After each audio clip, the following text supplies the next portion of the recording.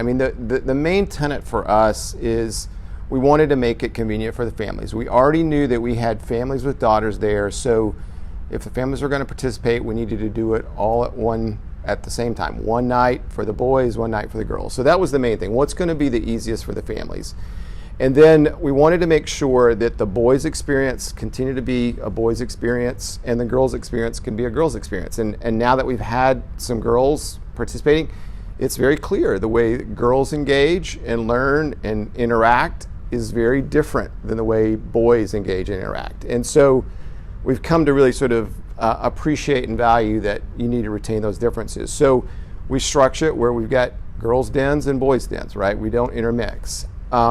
Initially, we would have the pack meetings where everybody was together, but we've got enough critical mass on the girl side that we feel like it makes sense to have a girl pack meeting and a boy pack meeting now. So everybody meets at one night in one location, so it's easy for the families, but the boys have their experience and the girls have their experience.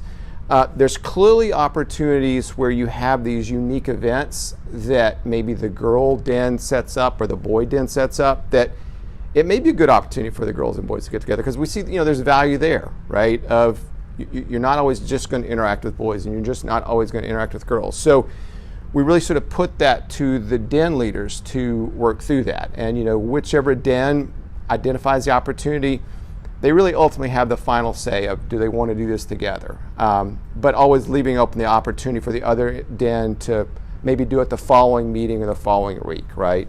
We had a situation where we could go to the 911 call center on the west side of town, and it was actually on one of the boys' dens that had come up with that opportunity. And so the way we work it is it's that den leader, they came up with the opportunity, has the option to bring in the girl den or sort of do the opportunity on their own.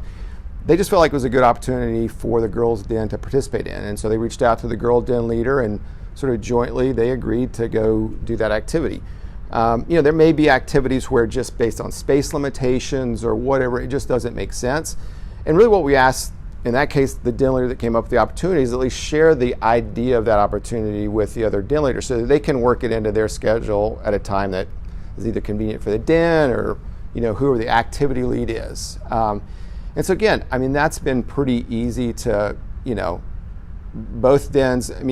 What we're seeing is, the dens aren't necessarily doing the same activities at the same time, right? They want to sort of be able to plan what is important to the girls the way the girls want to do it, and the boys the way the boys want to do it. But it's any of those good ideas that they can share back and forth so that each den can incorporate whenever they're ready, and it just makes the most sense.